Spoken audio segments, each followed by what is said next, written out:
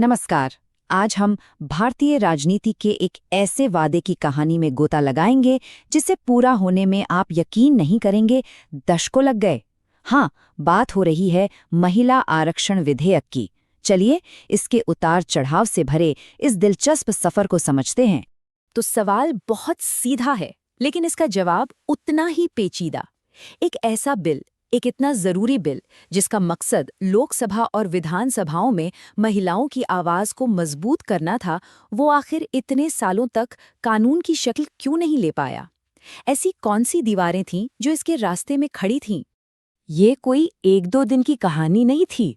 सोचिए, 1996 में पहली कोशिश हुई, फिर 2010 में एक बहुत बड़ी उम्मीद जगी जब बिल राज्यसभा से पास हो गया। लगा कि बस अब हो ही जाएगा। लेकिन 2014 आते आते वो उम्मीद भी पानी में मिल गई। मतलब लगभग 2 दशक का लंबा संघर्ष। तो आखिर इस बिल में ऐसा क्या था जिसने इतनी उम्मीदें भी जगाईं और इतना बवाल भी खड़ा किया? आइए जरा इस बिल के दिल को समझते हैं। इस पूरे बिल की पूरी बहस की जो नींव थी वो थी ये एक संख्या 33%। जी हाँ, इसका सीधा सा लक्ष्य था कि लोकसभा और हर राज्य की विधानसभा में 1/3 सीटें सिर्फ और सिर्फ महिलाओं के लिए आरक्षित हों। इसका मतलब समझिए, देश के वो सबसे बड़े मंच जहां हमारे लिए नीतियां और कानून बनते हैं, वहां महिलाओं की आवाज को एक निर्णायक बढ़त देना। ये एक ऐसा बदलाव था जो हमारी राजनीति का चेहरा हमेशा के लिए बदल सकता था। तो फिर सवाल वही है, इतना जरूरी बिल आखिर पास क्यों नहीं हुआ? इसकी नाकामी के पीछे असल में 3 बड़ी वजहें थीं जिन्होंने मिलकर इसे आगे बढ़ने ही नहीं दिया। सबसे पहली और शायद सबसे बड़ी रुकावट वो थी राजनीतिक पार्टियों के बीच आम सहमति का न बन पाना। खास तौर पर कुछ बड़ी क्षेत्रीय पार्टियों ने इसका जोरदार विरोध किया। देखिए, सपा, आरजेडी और जेडीयू जैसी पार्टियों की एक बहुत मजबूत मांग थी, कोटे के भीतर कोटा। उनका तर्क ये था कि ये जो 33% आरक्षण है, इसका फायदा कहीं सिर्फ शहरी और ऊंची जातियों की महिलाओं को ही न मिल जाए।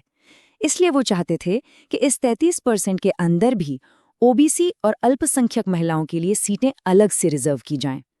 और बस इसी एक मुद्दे पर आकर सारी बात अटक गई। और ये जो असहमति थी, ये सिर्फ चाय पर चर्चा तक ही नहीं रुकी। इसका बहुत ही नाटकीय रूप हमें संसद के अंदर देखने को मिला। साल 2010 की बात है, जब बिल राज्यसभा में पेश हुआ तो सदन में जबरदस्त हंगामा हो गया। कुछ सांसदों ने तो बिल की कॉपियां फाड़कर हवा में उछाल दी। हालात इतने बिगड़ गए कि व्यवस्था बनाने के लिए मार्शलों को बुलाना पड़ा। अब ऐसे माहौल में कोई भी बिल पास कराना बहुत मुश्किल हो जाता है। पर राजनीतिक विरोध और हंगामे के अलावा इस बिल के ताबूत में आखिरी कील ठोकी एक साधारण से संसदीय नियम ने। ये बिल ना एक तरह के प्रोसीजरल ट्रैप में फंस गया। देखिए, संसद का एक नियम है कि अगर कोई बिल लोकसभा में पेंडिंग है और उसी बीच लोकसभा का कार्यकाल खत्म हो जाए तो वो बिल भी खत्म माना जाता है। तो ये बिल एक टिक टिक करते टाइम बॉम्ब की तरह था, जिसका भविष्य पूरी तरह से 15वीं लोकसभा के कार्यकाल से जुड़ गया था। और हुआ भी बिल्कुल यही। मार्च 2010 में बिल राज्यसभा से तो पास हो गया, लेकिन उसके बाद पूरे 4 साल तक लोकसभा में अटका रहा। और जैसे ही मई 2014 में 15वीं लोकसभा भंग हुई, ये ऐतिहासिक बिल भी बिना वोटिंग के ही खत्म हो गया।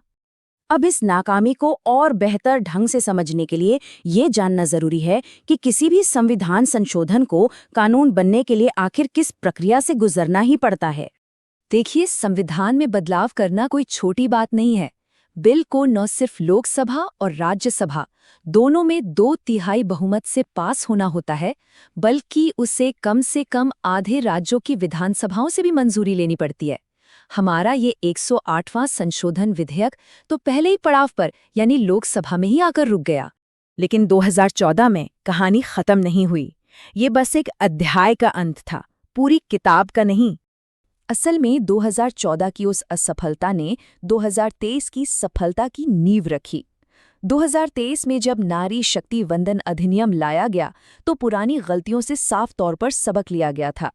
इस बार बिल लाने से पहले एक मजबूत राजनीतिक सहमति बनाने की कोशिश की गई और प्रक्रिया में कोई भी देरी न हो, इसके लिए इसे सही समय पर पेश किया गया।